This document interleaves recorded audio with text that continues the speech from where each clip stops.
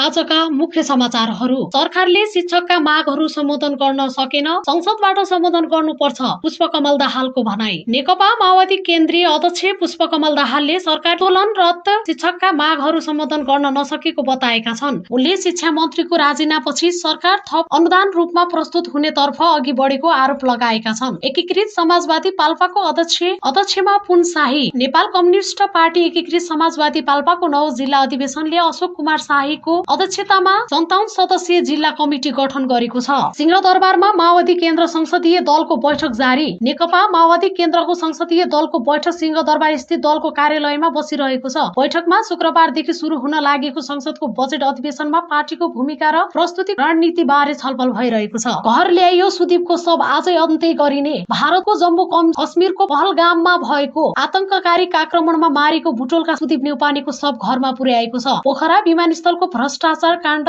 विषयान्तर गर्न र विरुद्ध दुष्प्रचार भयो। सांसद आले पोखरा अन्तर्राष्ट्रिय विमानस्थलमा भएको अनियमितमा र भ्रष्टाचारको विषयान्तर गर्नका लागि आफू विरुद्ध दुष्प्रचार भइरहेको एकीकृत समाजवादीका सांसद तथा पूर्व संस्कृति पर्यटन तथा नागरिक उड्डयन मन्त्री प्रेम ओलीले प्रष्टीकरण दिएका छन्। सुदीप न्यौपानेको शव नेपाल ल्याएको सुनौलीमा आफन्तले बुझे। मंगलबार भारतको जम्मू कश्मीर स्थित पहलगाममा भएको आतंकवादी आक्रमणमा मारेको बुटोलका सुदीप न्यौपानेको शव नेपाल ल्याएको छ। संविधान र गणतन्त्र विरुद्धको विद्रोह, राज्य विरुद्धको कसुर। संविधान तथा व्यवस्था विरुद्धको विद्रोहलाई राज्य विरुद्धको कसुर मानेर कडा सजाय हुने कानूनी व्यवस्था सरकारले गर्न लागेको छ। मुलुकी अपराध संहिता 2074 मा रहेको राज्य विरुद्ध कसुरमा संविधान लोकतान्त्रिक गणतान्त्रिक वा संविधानको आधारभूत संरचना विरुद्धमा विद्रोह गराउने कार्य थप गर्न लागेको हो। फाइल अड्काउनेलाई कारवाही गर्ने परिपत्र बदनिए पूर्व फाइल अड्काउने कर्मचारीहरूलाई कैद र जरिवाना गर्ने चेतावनी सहित सरकारले मातह निकायमा परिपत्र गरेको छ। कानूनी बमोजिम काम भए नभएको बारे नियमित अनुगमन